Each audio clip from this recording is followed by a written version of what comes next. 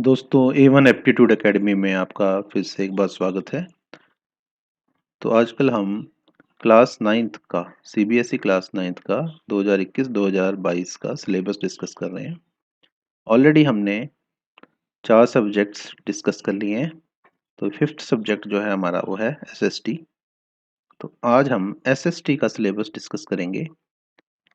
जैसा कि आपको पहले पता है कि सीबीएसई का सर्कुलर निकला था, तो इस बार जो है आपके एग्ज़ाम दो टर्म्स में होंगे, टर्म 1 एंड टर्म 2। तो जो टर्म 1 है वो तो ऑब्जेक्टिव टाइप है और टर्म 2 जो है हमारा वो सब्जेक्टिव टाइप रहेगा या डिस्क्रिप्टिव टाइप रहेगा। तो टर्म 1 में मल्टीपल चॉइस क्वेश्चंस आएंगे, टर्म 2 में डिस्क्रिप्टिव टाइप क्वेश्चंस आएंगे। तो उसी के अकॉर्डिंगली आपको प्रिपरेशन करनी है। तो आप हमारा पहला एक वीडियो सीबीएसई सर्कुलर का भी देख सकते हैं और आप पिछले वीडियोस जो पिछले 4 सब्जेक्ट्स पे बनाए हमने वो भी आप चेक कर सकते हैं। तो अभी इस वीडियो को हम ज़्यादा लंबा ना करते हुए स्टार्ट करते हैं। तो इसमें सबसे पहले देख लेते हैं कि कौन कौन से यूनिट्स हैं। तो जैसा कि हमें पता है, हम इस सब्जेक्ट को 4 पार्ट्स में डिवाइड कर सकते हैं। तो कौन कौन से 4 पार्ट्स रहते हैं? हिस्ट्री रहती है, देन ज्योग्राफी रहती है, देन सिविक्स रहती है, देन इकोनॉमिक्स रहती है। तो इन 4 पार्ट्स में हम इसको डिवाइड करते हैं। तो यहाँ पर देखिए अगर आप, तो फर्स्ट पार्ट है India and the contemporary world. तो ये फर्स्ट पार्ट है और इसके लिए 20 मार्क्स हैं। देन सेकंड पार्ट है कंटेम्प्रेरी इंडिया पार्ट 1, ये भी 20 मार्क्स का है। उसके बाद है हमारे पास डेमोक्रेटिक पॉलिटिक्स, ये भी हमारा 20 मार्क्स का है। और लास्ट में है इकोनॉमिक्स, ये भी हमारा 20 मार्क्स का है। तो चारों जो पार्ट्स हैं वो 20-20 मार्क्स के ही हैं। तो अब हम इसमें एक बार डिटेल में स्टडी करते हैं कि चारों यूनिट्स में कौन कौन से चैप्टर्स हैं और उसमें क्या क्या आएगा। तो हम फर्स्ट से स्टार्ट करते हैं। तो फर्स्ट देखते हैं हमारे पास क्या था, यूनिट नंबर 1। तो यूनिट नंबर 1 में है India and the contemporary world part 1।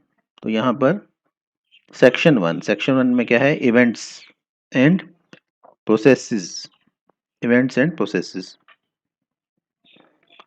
All the three themes are compulsory. देखिए इसमें कुछ भी ऑप्शनल नहीं है, सब कुछ कंपल्सरी है। ये ऑलरेडी इसमें एक्सप्लेन कर दिया गया है। 3 थीम है तो तीनों के तीनों कंपल्सरी है। तो फर्स्ट देखते हैं हम क्या है। तो पहला क्या है, फ्रेंच रेवोल्यूशन। देखिए ये हिस्ट्री से रिलेटेड है सब कुछ, ठीक है। यहाँ पर आप बेसिकली हिस्ट्री पढ़ रहे हैं। तो पहला जो हमारा चैप्टर है वो फ्रेंच रेवोल्यूशन पर है, ठीक है। तो फ्रेंच रेवोल्यूशन कब हुआ था, कैसे हुआ था, ये सब इसमें डिस्कस किया गया है। तो आगे देखिए इसमें सारे बुलेट्स में पॉइंट्स भी बनाए गए, क्या क्या आपको स्टडी करना है मेजरली इसमें। तो पहला क्या है, फ्रेंच सोसाइटी, ठीक है। French society during the late, ठीक है, लेट 18th सेंचुरी, ठीक है। तो लेट 18th सेंचुरी। अब 18th सेंचुरी का मीनिंग क्या होता है? देखिए सेंचुरी जो है वो ये मान के चलिए कि अब 21st सेंचुरी चल रही है, ठीक है। 21st सेंचुरी चल रही है तो कब स्टार्ट हो गई? वो 2001 से स्टार्ट हो गई 21st सेंचुरी, ठीक है। तो 2001 से हमारी 21st सेंचुरी स्टार्ट होती है। तो इसका मीनिंग ये है कि 18th सेंचुरी की हम बात कर रहे हैं, तो दैट मीन्स 1700 एंड समथिंग, ठीक है। तो उस टाइम पर फ्रेंच सोसाइटी कैसी होती थी, ठीक है। फर्स्ट टॉपिक हो गया 70s में, ठीक है। दूसरा क्या है, the outbreak of the revolution, ठीक है। रेवोल्यूशन का आउटब्रेक, रेवोल्यूशन कैसे हुआ, ठीक है, ठीक है। आउटब्रेक मतलब फैलना, ठीक है, पैदा होना, फैलना, ये है आउटब्रेक। जैसे कोई बीमारी फैलने लगती है तो उसको भी बोलते हैं आउटब्रेक। तो इसी तरह से आउटब्रेक ऑफ रेवोल्यूशन। उसके बाद थर्ड टॉपिक है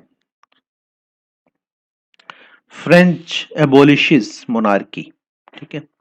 French abolishes monarchy and becomes republic. इसका मीनिंग क्या है? मोनार्की क्या होती है? मोनार्की होती है कि किसी एक का राज। जैसे मोनो से बना मोनार्की। दैट मीन्स वहां पर क्या होता था, राजा होता था, ठीक है, और बाकी सब प्रजा होती थी। तो फ्रेंच क्या किया, फ्रेंच ने इसको खत्म कर दिया, एबॉलिश कर दिया, ठीक है। और उसकी जगह पर क्या ले आए, रिपब्लिक लेके आए, ठीक है। उसकी जगह पर रिपब्लिक ले आए। देन ओल्ड वुमेन, और did old women have revolution? क्या जो बुजुर्ग महिलाएं थी, उन्होंने भी रेवोल्यूशन किया। ठीक है। देन द एबोलिशन ऑफ, ठीक है, the abolition of slavery. Slavery क्या होती है? दास प्रथा। ठीक है, स्लेव में ना स्लेवरी, तो एबोलिशन इसका दास प्रथा का अंत। तो उसके बाद क्या आ गया? The revolution. ठीक है, एंड एवरीडे लाइफ। ठीक है, अब रेवोल्यूशन एंड एवरीडे लाइफ, इसके बीच में क्या कनेक्शन है? ठीक है, डेली लाइफ का रेवोल्यूशन के साथ क्या कनेक्शन था? तो ये सब हमने स्टडी करना है फ्रेंच रेवोल्यूशन में। तो फर्स्ट चैप्टर हो गया हमारा फ्रेंच रेवोल्यूशन। अब हम सेकंड चैप्टर में देखते हैं। तो सेकंड चैप्टर में हमारे पास क्या है? सोशलिज्म है। ठीक है, कहाँ पर है? यूरोप में। ठीक है, socialism in Europe and Russian revolution. तो यहाँ पर दो पार्ट्स हमने स्टडी करने हैं, दो पार्ट्स में इस चैप्टर को डिवाइड कर लेंगे। पहला पार्ट है हमारे पास सोशलिज्म इन यूरोप, दूसरा पार्ट क्या है? Russian revolution. तो देखिए इसमें the age of the social, ठीक है, the age of social change. ठीक है, सोशल चेंज की एज क्या थी? उसके बाद है द रशियन रेवोल्यूशन। ठीक है, तो रशिया में रेवोल्यूशन जो आया है उसको बोलते हैं रशियन रेवोल्यूशन। ठीक है, तो रूस की क्रांति इसको हिंदी में बोला जाता है। उसके बाद आ गया आपके पास द फेब्रुअरी, ठीक है, रेवोल्यूशन इन,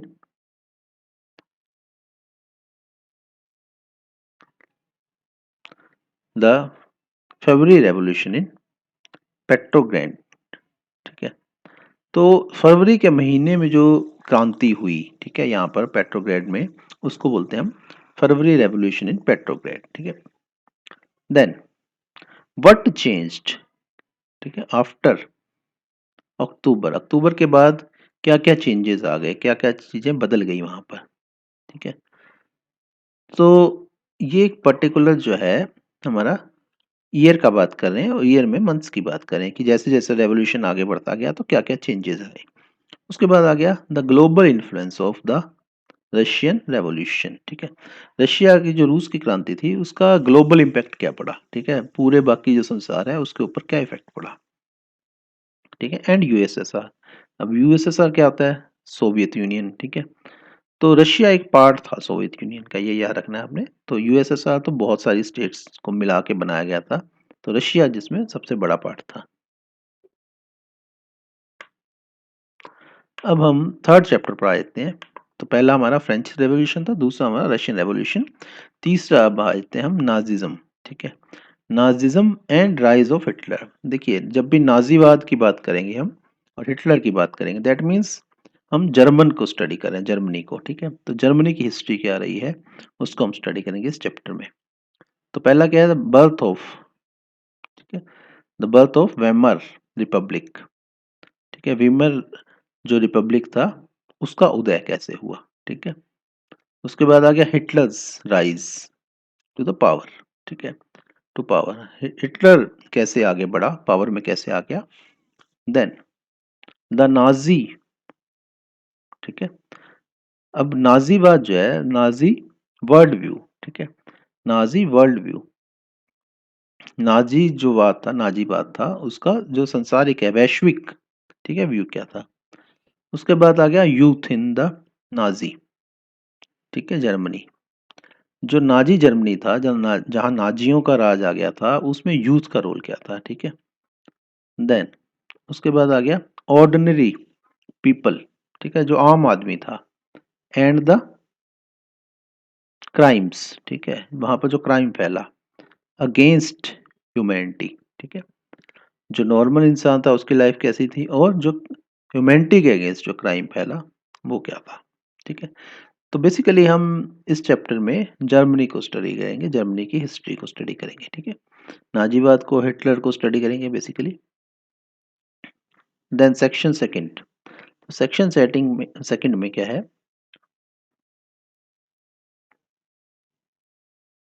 लाइवलीहुड, किस चीज की लाइवलीहुड है यहाँ पर? अब लाइवलीहुड, इकोनॉमीज, ठीक है, एंड सोसाइटीज। ठीक है, तो यहाँ पर हमने पहले हिस्ट्री पढ़ी है। ठीक है, अब हम क्या पढ़ेंगे? लाइवलीहुड के बारे में पढ़ेंगे। तो यहाँ पर पहले हम देख लेते हैं कि कितना आना है हमारे सिलेबस में। तो any one theme of the following, तो इसमें से हमने एक थीम को स्टडी करना है, सबको स्टडी नहीं करना, any one theme of the following, ठीक है। देन इसमें आ जाता है हमारे पास फॉरेस्ट सोसाइटी एंड कॉलोनलिज्म, ठीक है, फॉरेस्ट सोसाइटी एंड कॉलोनलिज्म। तो यहाँ पर पहला है वाई डिफोरेस्टेशन, ठीक है। अब डिफोरेस्टेशन होते क्या है, तो फॉरेस्टेशन और डिफोरेस्टेशन, अगर आप पेड़ पौधे लगाते हैं तो वो फॉरेस्टेशन है, ठीक है, आप जंगलों को बढ़ावा दे रहे हैं। अगर आप पेड़ पौधों को काटते हैं, ठीक है, ट्रीज को काटते हैं, तो वो क्या है, डिफोरेस्टेशन है। दैट मीन्स हम फॉरेस्ट को कम कर रहे हैं। तो बहुत सिंपल लैंग्वेज में ऐसा बोल सकते हैं हम। उसके बाद क्या है, द राइज ऑफ, ठीक है, the rise of commercial forestry, ठीक है, राइज ऑफ कमर्शियल फॉरेस्ट्री। तो इसका मीनिंग ये है कि वैसी लकड़ी लगाई जाए जो हमारे काम की हो, ठीक है, कमर्शियल यूज की हो, तो उसको बोलेंगे हम राइज ऑफ कमर्शियल फॉरेस्ट्री। तो पुराने जो जंगल होते थे वो तो नेचुरल होते थे, ठीक है। अभी हम जो जंगल लगाएंगे वो हम अपने मतलब से लगाएंगे, अपने कमर्शियल यूज के लिए लगाएंगे। देन रेबिलियन, ठीक है, रेबिलियन इन फॉरेस्ट, ठीक है। नेक्स्ट आ गया forest transformations in the Java, ठीक है, फॉरेस्ट ट्रांसफॉर्मेशन इन जावा, जावा में फॉरेस्ट ट्रांसफॉर्मेशन क्या क्या थी। देन नेक्स्ट आता है हमारे पास फिफ्थ,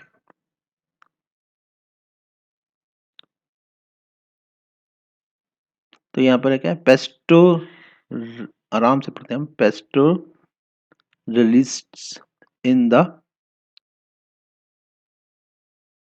वुडन वर्ल्ड, ठीक है, sorry modern world, pastoralist in the modern world,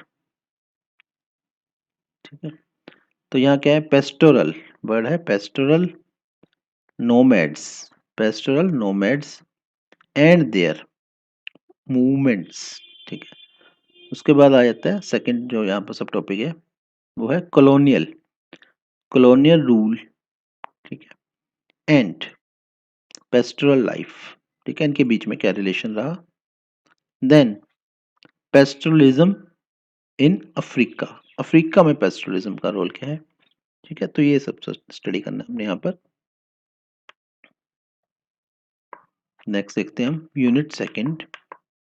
तो यूनिट सेकंड में हमारे पास कॉन्टेम्परेरी इंडिया पार्ट वन, ठीक है, कॉन्टेम्परेरी इंडिया पार्ट वन। तो फर्स्ट यूनिट हमारा हिस्ट्री से रिलेटेड था, ठीक है, तो जिसमें हमने फ्रेंच रेवोल्यूशन पढ़ लिया, रशियन रेवोल्यूशन पढ़ लिया, ठीक है, और हमारा जर्मनी की हिस्ट्री पढ़ ली, ठीक है। देन कुछ फॉरेस्ट से रिलेटेड, कॉलोनियलिज्म से रिलेटेड चीज़ें पढ़ी हैं, ठीक है। अब यूनिट सेकंड हमारा ज्योग्राफी से रिलेटेड है, और ज्योग्राफी भी किसकी है, इंडिया की है बेसिकली, ठीक है, क्योंकि यहाँ पर इंडिया लिखा हुआ है, कंटेम्प्रेरी इंडिया पार्ट वन। तो पार्ट वन आपका नाइन्थ क्लास में, पार्ट टू हमारा टेंथ क्लास में रहेगा। तो सबसे पहले हम फर्स्ट में देखते हैं इंडिया।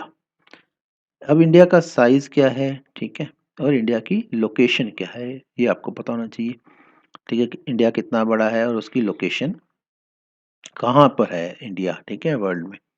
उसके बाद आ गया India and the world, India का वर्ल्ड के साथ क्या रिलेशन है।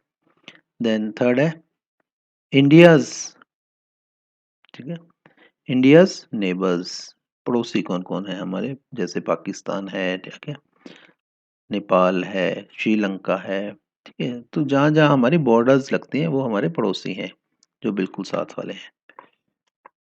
उसके बाद आए थे हम फिजिकल फीचर्स ऑफ इंडिया, ठीक है, फिजिकल फीचर्स क्या हैं इंडिया के, तो मेजर, ठीक है, फिजियोलॉजिकल डिवीजन्स, ठीक है।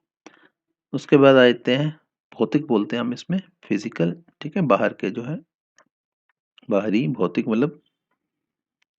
तो उसके बाद आपके पास आता है ड्रेनेज, ठीक है, थर्ड आता है ड्रेनेज। अब ड्रेनेज क्या है, भी पानी हमारा वेस्ट वाटर जैसे कहाँ से निकलेगा।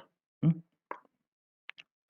तो जैसे आपका घर से भी जो हमारा ड्रेनेज सिस्टम रहता है, ठीक है, घर से जो पानी निकलता है बाहर, ठीक है, तो बाहर ड्रेन्स में जाता है, ड्रेन्स के थ्रू आगे नाले के थ्रू आगे कहीं ना कहीं वो डिस्पोज चला हो जाता है। ठीक है, तो ड्रेनेज सिस्टम क्या है? तो मेजर रिवर्स। ठीक है, अब यहाँ पर मेजर रिवर्स, तो यहाँ पर ड्रेनेज का मीनिंग क्या है कि मेजरली हम जो रिवर्स से रिलेटेड, जो वाटर फ्लो कर रहा है उससे रिलेटेड हम बात करेंगे यहाँ पर। ठीक है, तो यहाँ पर क्या है, सबसे पहले क्या है, रिवर्स क्या है, नदियाँ कौन कौन सी हैं हमारे पास, ठीक है, इंडिया में। देन सेकंड में हमारे पास लेक्स, झीलें कौन कौन सी हैं। ठीक है, उसके बाद रोल क्या है रिवर्स का इन द इकोनॉमी। ठीक है, इकोनॉमी में रिवर का रोल क्या है। Then pollution of rivers. ठीक है, पोल्यूशन ऑफ रिवर्स। ठीक है, तो रिवर्स में जो पोल्यूशन हो रहा है, वाटर पोल्यूशन हो रहा है, वो क्या है। फोर्थ आता है इसमें क्लाइमेट। ठीक है, जो मौसम है हमारा, तो मौसम में हमारे पास बेसिक कॉन्सेप्ट आ गया। Then climatic controls. ठीक है, क्लाइमेटिक कंट्रोल्स। देन आता है factors influencing India's climate. India के जो मौसम है उसको कौन कौन से फैक्टर्स इफेक्ट करते हैं। ठीक है, गर्मी है तो क्यों होगी, सर्दी है तो क्यों होगी, बारिश है तो क्यों होगी। ठीक है, फैक्टर्स। देन अब इंडियन मॉनसून। ठीक है, तो मॉनसून क्या होती है, जो हमारी बारिश लेके आ रही है उसको बोलते हैं मॉनसून। तो इंडियन मॉनसून। उसके बाद क्या है, डिस्ट्रीब्यूशन ऑफ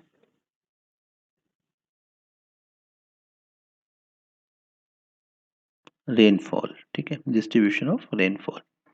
अब मॉनसून तो लेके आ जाएगी बारिश, लेकिन वो प्रॉपर होती है या नहीं होती, कौन से एरिया में कितनी बारिश होती है, तो उसको बोलेंगे distribution of rainfall. Then monsoon as a unifying. ठीक है, monsoon as a unifying bond.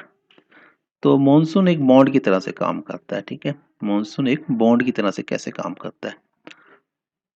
उसके बाद आते हैं हम natural vegetation. Natural vegetation and wild life. तो ये इंडिया स्पेसिफिक बात हो रही है, तो यहाँ पर भी हमारा जो है नेचुरल वेजिटेशन, यहाँ पर पेड़ पौधे कौन से पाए जाते हैं, वेजिटेशन क्या होता है, पेड़ पौधे।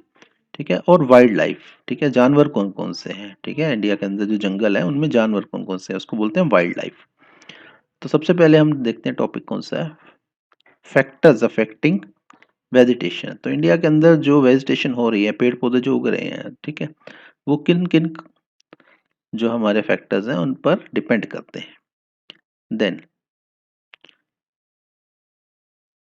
Vegetation types. ठीक है, कौन कौन से हैं उनको क्लासिफाई कैसे करेंगे वेजिटेशन को।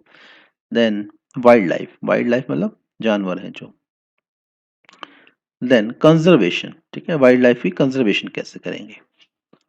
तो बेसिकली वाइल्ड लाइफ कंजर्वेशन बहुत इंपॉर्टेंट टॉपिक है। ठीक है, क्योंकि बहुत सारे जो जानवरों की जातियां हैं वो लुप्त हो जाती हैं। ठीक है, स्पीशीज बहुत सारी गायब हो रही हैं। तो नेक्स्ट है हमारे पास पॉपुलेशन। तो आपको पता है कि इंडिया जो है सेकंड लार्जेस्ट है वर्ल्ड में, जब हम पॉपुलेशन को कंसिडर करते हैं आफ्टर चाइना। ठीक है, तो पॉपुलेशन को डिस्कस करना बहुत ही जरूरी है। तो पॉपुलेशन का साइज क्या है। ठीक है, देन क्या है, डिस्ट्रीब्यूशन क्या है, कहाँ पर कितने लोग रहते हैं। ठीक है, अब तो कुछ तो डेंसली पॉपुलेटेड एरिया होते हैं। ठीक है, कुछ ऐसे एरियाज हैं जहाँ कोई रहता ही नहीं, जैसे पहाड़ वगैरह हैं, तो वहाँ पर डेंसिटी कम रहती है पॉपुलेशन की। तो बेसिकली पॉपुलेशन डेंसिटी से रिलेटेड रहता है डिस्ट्रीब्यूशन। देन आता है पॉपुलेशन ग्रोथ। पॉपुलेशन का ग्रोथ रेट क्या है, किस ग्रोथ रेट से पॉपुलेशन बढ़ रही है, कम तो हो नहीं रही, बढ़ी जा रही है। ठीक है, then process of population change. ठीक है, पॉपुलेशन चेंज की क्या प्रोसेस है। तो ये था यूनिट सेकंड। तो बेसिकली ये ज्योग्राफी से रिलेटेड रहता है यूनिट। अब यूनिट थ्री में देखते हैं हम क्या है। तो यूनिट थ्री है डेमोक्रेटिक पॉलिटिक्स पार्ट वन। तो ये स्विक्स है। ठीक है, तो स्विक्स में देखते हैं हम क्या है। Know what is democracy. ठीक है, तो इंडिया के अंदर डेमोक्रेसी है। ठीक है, और दूसरा क्या, वाई डेमोक्रेसी। ठीक है, डेमोक्रेसी क्यों नहीं चाहिए, अमेरिका में भी डेमोक्रेसी है, इंडिया में भी डेमोक्रेसी है। ठीक है, तो डेमोक्रेसी क्या है और डेमोक्रेसी क्यों होनी चाहिए। Know what is democracy. ठीक है, उसके बाद क्या है, फीचर्स ऑफ डेमोक्रेसी। ठीक है, देन वाई डेमोक्रेसी, डेमोक्रेसी क्या बेनिफिट्स क्या हैं। ठीक है, then broader meaning of democracy, ठीक है, मोटी मोटी डेमोक्रेसी का क्या मीनिंग है, ब्रॉडर मीनिंग, ठीक है, अगर हम कुछ शब्दों में कहना चाहें तो उसका मीनिंग क्या है। तो ये डेमोक्रेसी से रिलेटेड था चैप्टर। उसके बाद आता है कॉन्स्टिट्यूशनल डिजाइन, ठीक है, कॉन्स्टिट्यूशन क्या होता है, संविधान होता है, ठीक है, तो उसका डिजाइन क्या है, कॉन्स्टिट्यूशन का डिजाइन क्या है। तो यहाँ पर क्या है, डेमोक्रेटिक, ठीक है। अब डेमोक्रेटिक जो हमारा कॉन्स्टिट्यूशन है इन, ठीक है, साउथ अफ्रीका, तो स्पेसिफिक बात करें हम, साउथ अफ्रीका का जो डेमोक्रेटिक कॉन्स्टिट्यूशन है, ठीक है, उसके बारे में हमें स्टडी करना है। तो यहाँ पर why do we need a constitution, ठीक है, तो हमें कॉन्स्टिट्यूशन की जरूरत ही क्यों है। उसके बाद क्या है, मेकिंग ऑफ द कॉन्स्टिट्यूशन, ठीक है, इंडियन कॉन्स्टिट्यूशन, तो इंडियन कॉन्स्टिट्यूशन जो बनाया गया उसकी हिस्ट्री क्या रही, ठीक है, कैसे बनाया गया वो। Then guiding values of the Indian constitution, तो इंडियन कॉन्स्टिट्यूशन के अंदर जो गाइडिंग वैल्यूज है, ठीक है, वो क्या क्या है, ठीक है। उसके बाद आता है इलेक्टोरल पॉलिटिक्स, तो इलेक्टोरल जो वर्ड बना है वो इलेक्शन से बना है। तो इलेक्टोरल पॉलिटिक्स यहाँ पर इलेक्शन के बारे में, जो इलेक्शन का सिस्टम है इंडिया में या कहीं और भी, तो वो हम समझेंगे इसमें। तो पहले बात है कि वाई इलेक्शन, इलेक्शन की जरूरत ही क्या है। उसके बाद क्या है, what is our system of elections, ठीक है, इंडिया के अंदर क्या सिस्टम है इलेक्शंस का, ये स्टडी करना है हमने। Then what makes elections in India, ठीक है, डेमोक्रेटिक, तो इंडिया के जो इलेक्शंस है उसको डेमोक्रेटिक कौन बनाता है। देन नेक्स्ट देखते हैं हम। तो नेक्स्ट में है हमारे पास working of the institutions, working of institutions, तो अब डिफरेंट टाइप की जो इंस्टीट्यूशंस है वो कैसे काम करती है इंडिया के अंदर, ठीक है। हाउ इज द मेजर, ठीक है, मेजर क्या है, मेजर पॉलिसी डिसीजंस मेकन, ठीक है, टेकन, सॉरी मेकन है टेकन, ठीक है, मेजर जो पॉलिसी डिसीजन है वो कैसे लिए जाते हैं, उसकी प्रोसेस क्या है, ठीक है। देन पार्लियामेंट, संसद है जो हमारी इंडिया की। देन पॉलिटिकल एग्जीक्यूशन, एग्जीक्यूटिव, ठीक है, पॉलिटिकल एग्जीक्यूटिव, ठीक है, जो आगे काम करवाते हैं। देन जुडिशरी, जुडिशरी क्या है, न्याय, जैसे जो जज है, वकील है, ये सब क्या है, जुडिशरी से रिलेटेड है, ठीक है, न्याय प्रथा जो हमारी है वो है जुडिशरी, ठीक है। देन फिफ्थ हमारे पास आ जाता है डेमोक्रेटिक राइट्स, ठीक है। तो इंडिया का कोई भी सिटीजन हो उसके पास कुछ डेमोक्रेटिक राइट्स होते हैं, तो वो कौन कौन से हैं वो देखेंगे हम। लाइफ विदाउट राइट्स, ठीक है, अगर राइट्स ना हो तो लाइफ कैसी होगी, ठीक है। Then rights in democracy, democracy के अंदर कौन कौन से राइट्स होते हैं। Then rights in the Indian constitution, तो इंडियन कॉन्स्टिट्यूशन स्पेसिफिकली कौन कौन से राइट्स हमें प्रोवाइड करता है। Then expanding the scale of rights, ठीक है, तो राइट्स कुछ तो इंडियन कॉन्स्टिट्यूशन में लिख दिए गए हैं, ठीक है, अब उसको एक्सपेंड करना है, उनका स्केल बढ़ाना है, ठीक है, तो किस हद तक हम उन राइट्स को आगे बढ़ा सकते हैं। देन अब आता है यूनिट नंबर 4, इकोनॉमिक्स, ठीक है। तो अभी तक हमने 3 यूनिट स्टडी कर लिए, तो तीनों यूनिट्स में क्या था, फर्स्ट यूनिट था हिस्ट्री, दूसरा यूनिट था ज्योग्राफी और तीसरा यूनिट था सिविक्स। अब फोर्थ यूनिट है इकोनॉमिक्स। तो इकोनॉमिक्स में हम देखते हैं क्या क्या स्टडी करना है हमने। तो पहला क्या है, द स्टोरी ऑफ, ठीक है, द स्टोरी ऑफ विलेज, ठीक है। अब यहाँ पर हम बात कर रहे हैं the story of village Palampur, तो एक स्पेसिफिक जगह है पालमपुर, ठीक है, वहाँ की स्टोरी यहाँ पर एक एग्जाम्पल के तौर पर आपको स्टडी करनी है, ठीक है। तो उसमें क्या है कि ओवरव्यू क्या है उसका, ठीक है, स्टोरी का ओवरव्यू क्या है, तो ये बताया जाएगा आपको। Then organisation of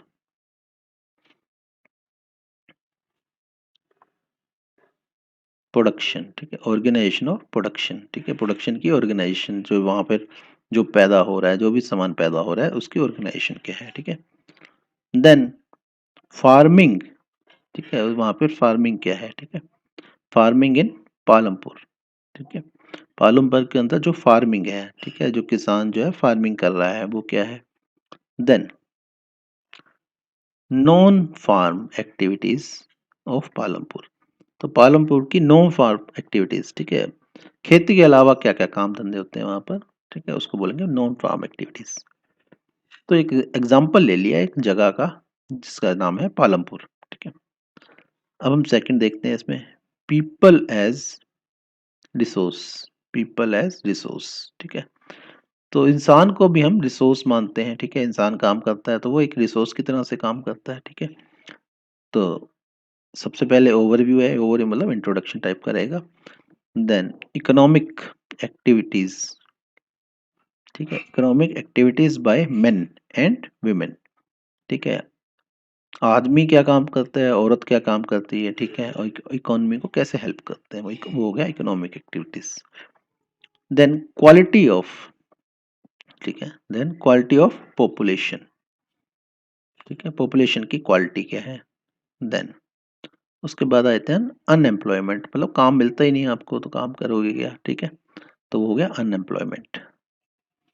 then third आता है पॉवर्टी, ठीक है, गरीबी, पॉवर्टी क्या है, गरीबी, पॉवर्टी एज ए चैलेंज, ठीक है, तो गरीबी हमारे लिए एक चैलेंज के लिए कितना से काम करती है, ठीक है, हर कोई अमीर होना चाहिए, तो लोगों की पर कैपिटा इनकम कैसे बढ़ानी है, ठीक है, तो वो है पॉवर्टी एज ए चैलेंज, ठीक है।